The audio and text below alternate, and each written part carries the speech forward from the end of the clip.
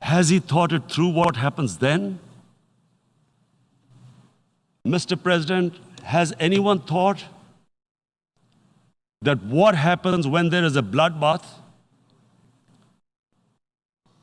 What do you think the impact will have on people of Kashmir? What do you think they will think? The way they have been boxed in their houses, treated like worse than animals, no rights. Thousands of all the political leadership has been arrested, taken out of Kashmir. Even those Kashmiri leaders who were pro-India have been taken out. 13,000 boys have been picked up and taken to God knows which destinations. So what do they think? What will the people of Kashmir do when they lift the curfew? They will be out in the streets. And what will these soldiers do? They will shoot them. They've already used pellet guns, blinded young boys. In the last 6 years, the 5 years, the oppression that has gone on in Kashmir. And so, Kashmiris will be further radicalized. Mr. President, there will be another Pulwama. And guess what? India will blame us. They're already blaming us. They're saying all this is happening because of Pakistan. One of their defense ministers said, there are 500 terrorists lined up on the border to go in. Why would Pakistan send 500 terrorists when there are 900,000 troops? What impact are they going to make? What will they do? And why would? Don't we know that the moment there is some terrorist attack, all that will happen is there will be further cruelty and oppression of the people of Kashmir. We will just give the 900,000 troops to further crush the people of Kashmir. And then we'll give the Indian government an excuse that, look, Pakistan is a terrorist state, and this mantra that has gone on, Islamic terrorism. The moment you use this catchword, Islamic terrorism, the whole world turns away. No one talks about human rights. You can do whatever you want, which is what has happened in Kashmir, because they keep using this word, Islamic terrorism. And this is what they're doing right now. What do we benefit from further increasing the cruelty on the people of Kashmir? And why would we want this? But there is no other narrative left for India.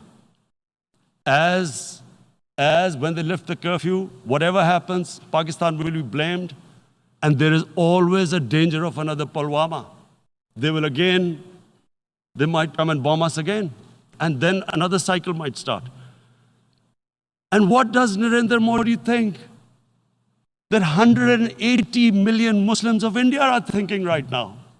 Aren't they watching these Kashmiris stuck inside for 55 days they've been stuck in?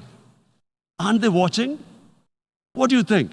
Don't you think that the Muslims will be radicalized in India? And I am talking about 180 million people. And when they get radicalized, there will be some incident in India somewhere down the line. Again, we will be blamed. And I'm warning you right now, again, we will be blamed. And Mr. President, what about 1.3 billion Muslims who are watching this? And they know that it is only happening in Kashmir because they're Kashmiri Muslims. This is not happening to Kashmiri Hindus. They know that this is happening because of their religion. So what do you think they will be thinking? What do you think the Jewish community would think if they were, forget 8,000 Jews stuck like this? What do you think Europeans would think? What do we think? I mean, any human community, if their members are stuck like that, what do you think they will think? Are we a children of a lesser God? Is it not going to cause us pain? And then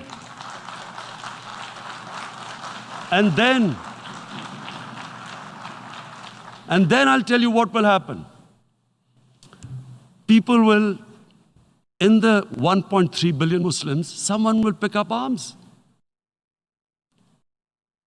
I know we've been brought up with films, Western films. This good, decent guy doesn't get justice. He decides to pick up a gun and start seeking justice. There was a film made in New York, famous film called Death Wish. This guy gets mugged by and his family, his wife gets killed or something. He can't get justice. He picks up a gun and he goes around shooting muggers. And the whole cinema cheers him on. So what do you think the Muslims are thinking right now? If there is a bloodbath, there will be Muslims becoming radicals, not because of Islam, but because of what they will see, that there's no justice when it comes to Muslims.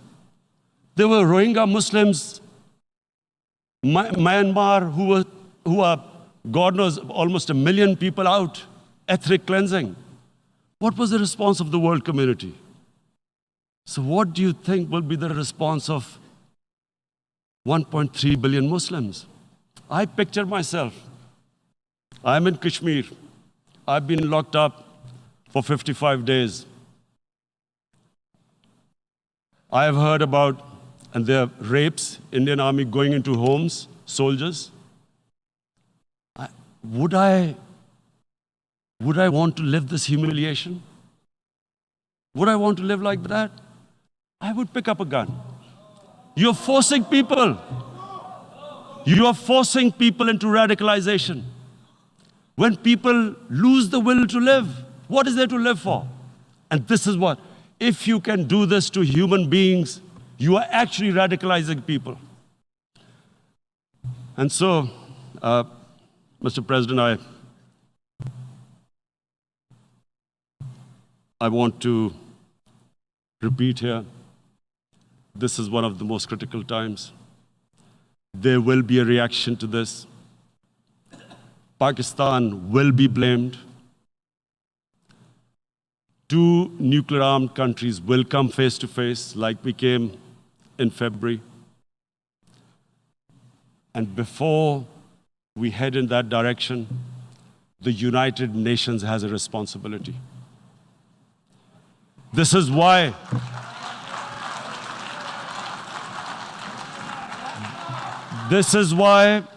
the United Nations came into being in 1945.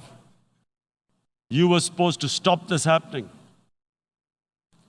I feel we are back to 1939, Munich.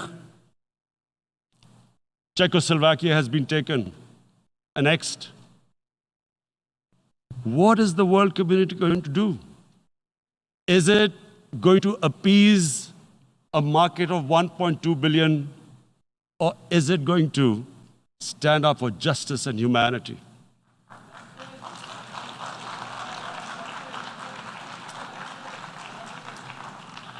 If this goes wrong, you hope for the best, but be prepared for the worst. If a conventional war starts between the 2 countries, Mr. President, if a conventional war starts, and anything could happen, but supposing a country 7 times smaller than its neighbor is faced with the choice, either you surrender or you fight for your freedom till death, what will we do? I ask myself this question. And my belief is, La ilaha illallah, there is no God but one. And we will fight. And when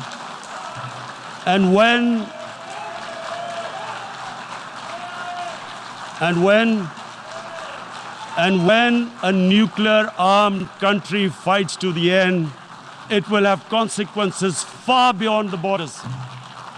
It will have consequences for the world, which is why I repeat I'm here. Because I'm warning you, it's not a threat. It's a fair worry that where are we headed? And I've come here to tell the UN, you've got to, this is a test for the United Nations. You are the one who guaranteed the people of Kashmir the right of self-determination. They are suffering because of that. And this is the time This is the time not to appease like in 1939 appeasement took place. This is the time to take action. And number one action must be that India must lift this inhuman curfew, which has lasted for 55 days.